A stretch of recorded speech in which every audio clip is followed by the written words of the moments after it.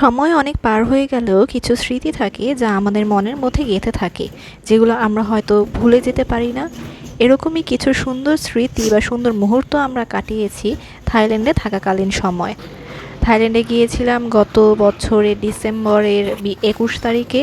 আর আজকের এই ব্লগটি 22 ডিসেম্বর তারিখের, পাতায়াতে আমাদের সেকেন্ড দিন। ফার্স্ট দিন ছিল, আমি সেটা আপনাদেরকে ব্লগে দেখিয়েছি এপিসোড নাম্বার 2 and 3-তে, 4-এও ছিল। আজকে 5-এ দেখাচ্ছি পাতায়াতে থাকার সেকেন্ড দিন। আমি শুরুই করলাম ব্রেকফাস্ট দিয়ে। আমরা ছিলাম রয়্যাল প্যালেসে পাতায়া, এবং পাতায়াতে এটা মনে হয় আমাদের থার্ড টাইম। তারপর এই তো ব্রেকফাস্ট হচ্ছে আমাদের ছিল কমপ্লিমেন্টারি ব্রেকফাস্ট।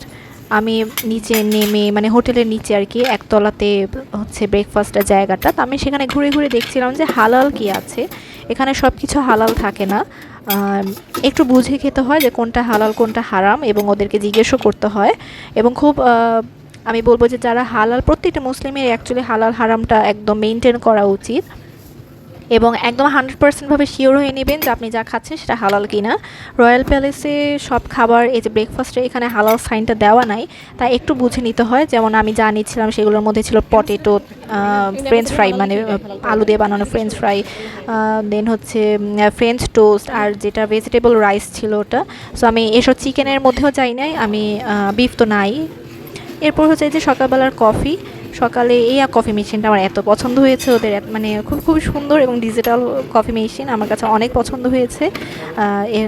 আমার কাছে মনে হচ্ছিল যে এই কফি মেশিনটা যদি আমি আমার বাসায় নিয়ে যেতে পারতাম, যেহেতু চা কফিটা আমি একটু বেশি খাই। এবং পুরোটা কম্পিউটারাইজড, এবং দেখতেও কিন্তু অনেক সুন্দর, অনেক বেশি ল্যাভিশ এবং খুব গর্জিয়াস। আমার কাছে খুবই পছন্দ হয়েছে মেশিনটা। এই তো কফি খাইলাম, ব্রেকফাস্ট করলাম আমরা সবাই এখানে। মোটামুটি রকম ভালোই ব্রেকফাস্ট এখানে, হালাল যদিও কিছুটা একটু কম, বা স্টিল ইটস ওকে, ব্রেকফাস্ট মজা।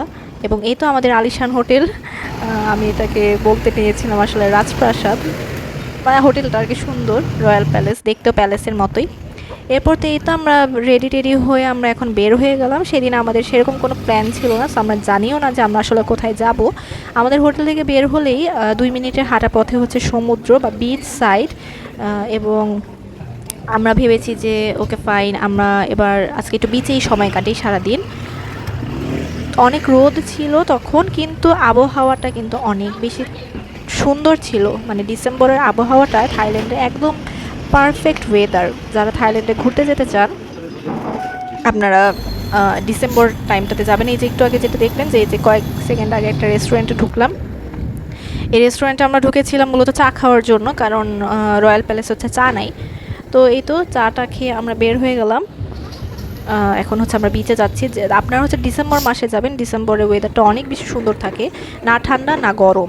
এমনিতে তো থাইল্যান্ড অনেক বেশি গরমের দেশ, অনেক বেশি গরম পড়ে, কিন্তু ডিসেম্বর টাইমটা তো হচ্ছে গরমও থাকে না ঠান্ডাও থাকে না, একদম পারফেক্টলি একটা নাতিশীতোষ্ণ একটা ওয়েদার থাকে, বাতাস থাকে, খুবই খুবই সুন্দর একটা ওয়েদার। এবং আমি সর্বোচ্চ দেখানোর চেষ্টা করছি যে পাতায়া কীরকম। এখন তো দিনের বেলা, আমি যখন ভিডিওগুলো করছি তো যে কয়েকটা দোকান মাত্র আপনারা দেখতে পাচ্ছেন খোলা। এ তো বিচ সাইড, এটাই একটা গলির মতো।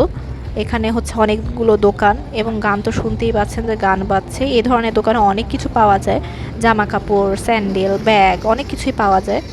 এবং এগুলো দেখতে দেখতেই হচ্ছে আমরা বিচ সাইডে যাচ্ছি। আমি সব কিছুর একটু ক্লিপস নিচ্ছিলাম, এবং এখান থেকে আপনারা কেনাকাটা করতে পারবেন, নো ওয়ারিজ। এখানে একটা ইন্ডিয়ান রেস্টুরেন্টও আছে, এখানে আপনারা যদি খেতে চান তা খেতে পারবেন। এবং সেদিন আমাদের আসলে আর কোনো অ্যাক্টিভিটিসই ছিল না, আমরা একদম বিচ সাইডেই বসেছিলাম, সমুদ্রের পাড়েই বসেছিলাম। আর এই তো পাতায়ার বিচ সাইড, এই জায়গাটা এত সুন্দর, এবং এখানে দিনের বেলাও বসে থাকে।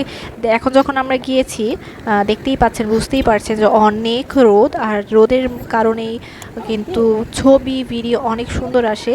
এই দিন আমি যতগুলো ছবি তুলেছি আলহামদুলিল্লাহ মাশাআল্লাহ, ছবিগুলো অনেকই সুন্দর এসেছে, জাস্ট বিকজ অফ সানলাইটে ছবি তুললে কিন্তু ছবি অনেক সুন্দর আসে। এবং দেখতেই পাচ্ছেন একদম কোনো ইফেক্ট ছাড়া ভিডিও, কিন্তু এটা আমি কোনো ধরনের কোনো ইফেক্ট কিন্তু আমি ইউজ করছি না, এটা একদম ন্যাচারাল ইফেক্ট।